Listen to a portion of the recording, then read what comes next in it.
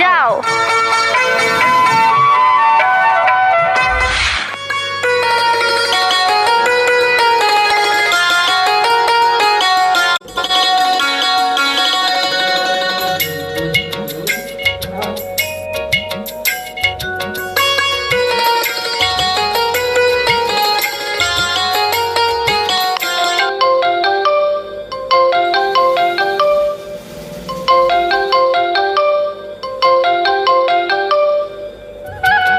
Hello.